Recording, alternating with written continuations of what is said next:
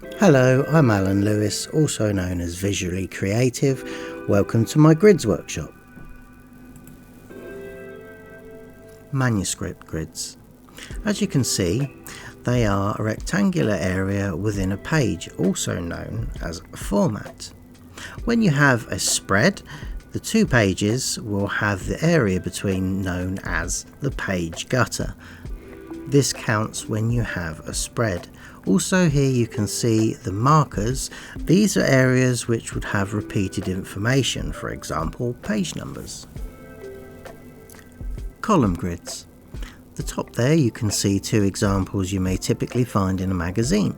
They have 3 or 4 columns going down and a gutter in between.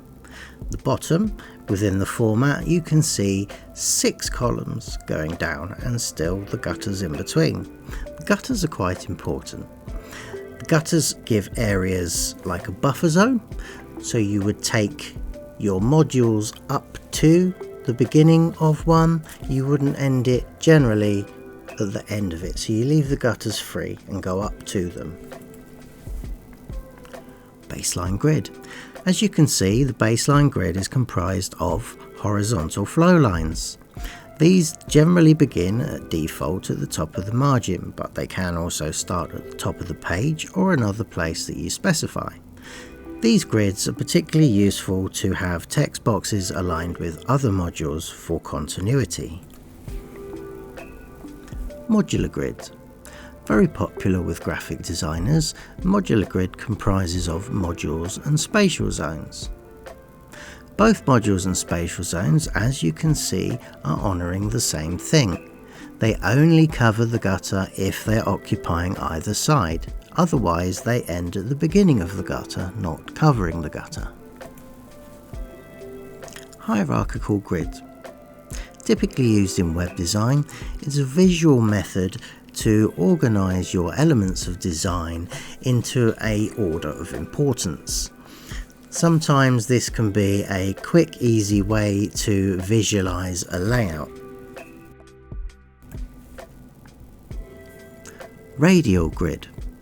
Much like any other grids, you can also use circles. I particularly like this at times as it can be a different way to show your work.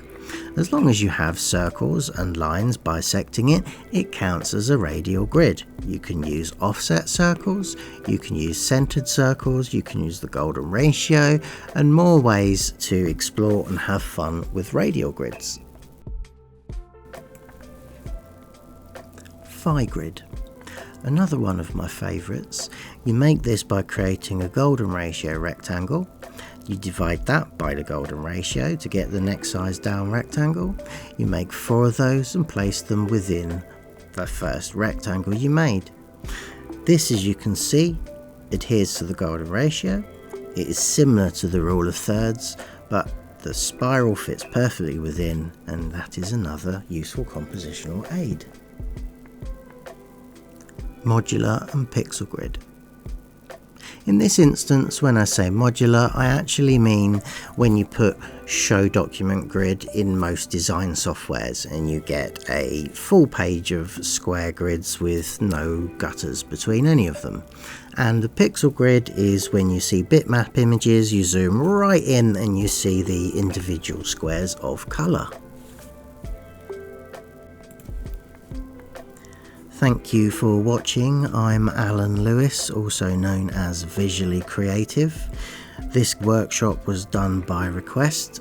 If there are any questions, I will do my best to answer, and if there are requests for another workshop, I will do the most popular request for a design process workshop.